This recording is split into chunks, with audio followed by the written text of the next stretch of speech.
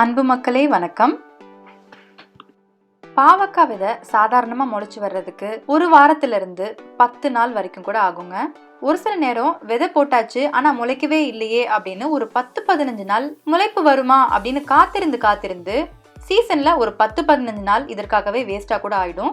எல்லாரும் ஒவ்வொரு இடத்துல இருந்து விதைகள் வாங்குறோம். அந்த விதைகள் எல்லாம் நல்லா முளைச்சு வருமா, அதோட முளைப்பு திறன் நல்லா இருக்கா அப்படின்னு நம்ம விதைச்சதுக்கு அப்புறம் தான் தெரியும்.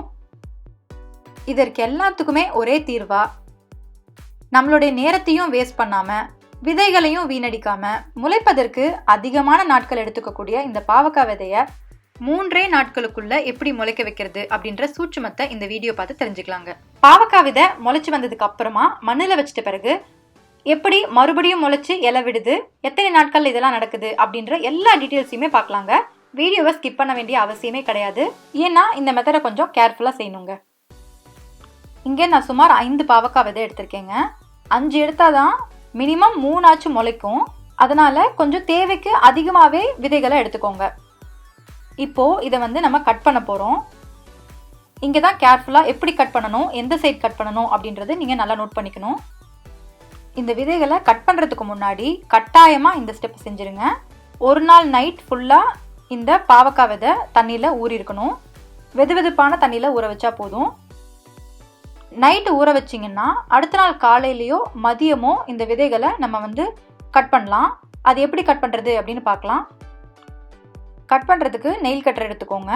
நெயில் கட்டரை வச்சு இந்த பாவக்காய் விதையோட வெளிப்புற தோல் இருக்கு இல்லையா, அந்த ப்ரௌன் கலரில், அதாவது பழுப்பு நிறத்தில் இருக்கு இல்லையா, அதை மட்டும்தான் கட் பண்ண போகிறோம். உள்ளே இருக்கிற விதை பகுதியை நம்ம டச்சே பண்ணிடக்கூடாது.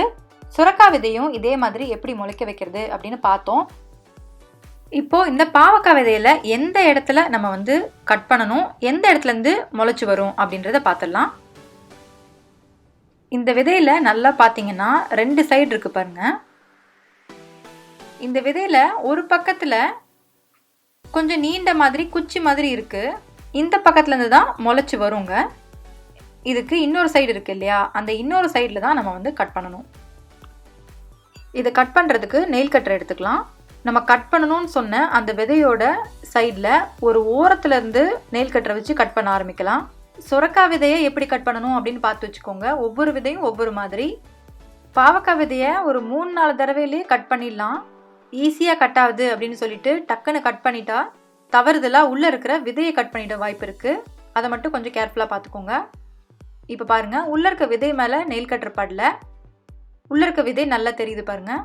இதே மாதிரி ஒரு நாள் நைட்டு ஊறிய எல்லா பாவக்காய் விதையும் கட் பண்ணிக்கோங்க. இந்த மாதிரி கட் பண்ணி வச்ச பாவக்காய் விதைய டிஷ்யூ பேப்பர்ல போட்டு மடிச்சுக்கலாம். மடிச்சதும் இதுல தண்ணி தெளிச்சுக்கோங்க. தண்ணி தெளிச்சா போதும், ரொம்ப சொதன்னு ஆக்கிட வேண்டாங்க. இனி இந்த ஈரமான டிஷ்யூ பேப்பரை ஜிப்லாக் பேக்குள்ள வச்சிடலாம். இதை அப்படியே 3 நாள் விட்டுடுங்க. அந்த 3 நாளும் டிஷ்யூ பேப்பர் மட்டும் கொஞ்சம் காயாம பார்த்துக்கோங்க. பாவக்காய் விதை பாருங்க எவ்வளோ சூப்பராக முளைச்சிருக்குன்னு. இந்த மாதிரி வச்ச விதைகள் எல்லாமே முளைக்கல. உங்களுக்கு இந்த மாதிரி எந்தெந்த விதைகளில் முளைப்பு தெரியுதோ அதை எடுத்து உடனே மண்ணில் மாற்றி வச்சிடுங்க. ஒரு சில விதைகளில் முளைப்பு தெரியல அப்படின்னா இன்னும் ஒரு 2-3 நாள் வைங்க. அதுக்கு மேலேயும் வரல அப்படின்னா மேக்சிமம் அந்த விதை முளைக்காது அப்படின்னு நம்ம தெரிஞ்சுக்கலாங்க. இதை மண்ணில் போட்டால் நமக்கு விதை முளைக்குமா முளைக்காதா அப்படின்னு ஒன்றுமே தெரியாது.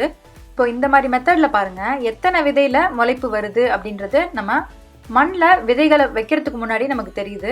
ஒருவேளை இந்த மெத்தடை நீங்கள் ட்ரை பண்ணீங்க, ஒர்க் அவுட் ஆகலை அப்படின்னா என்ன பண்ணுறது அப்படின்னு கேட்குறீங்களா? அதுக்கு 2 காரணம் இருக்குங்க. ஒன்று, இந்த மெத்தடை சரியாக பண்ணலை அப்படின்ற ஒரு காரணமாக இருக்கும். அப்படி இல்லை அப்படின்னா உங்கள்கிட்ட இருக்க விதைகள் சரியில்லை அப்படின்னு இன்னொரு காரணம். இது 2த்துல ஏதாவது ஒரு காரணம் தாங்க இருக்கும். இந்த மெத்தடை அப்படி இந்த வீடியோவில் சொல்லியிருக்க மாதிரி செய்யுங்க. உங்களுக்கும் 100% இது ஒர்க் அவுட் ஆகும். ஏன்னா இந்த மெத்தடை 2-3 தடவைக்கு மேலே நிறைய விதைகளை வச்சு முயற்சி செஞ்சு பார்த்துட்டு தான் உங்களுக்கு சொல்கிறேங்க. என்னுடைய தோட்டத்தில் வளர்ந்த அனைத்து பாவக்காய் நாற்றுகளும் இதே மெத்தடில் வளர்த்தது தான். முளைத்த பாவக்காய் விதையை நம்ம மண்ணில் ஊனி வச்சிட்ட பிறகு 4 நாள் கழித்து இந்த மாதிரி இருக்குங்க.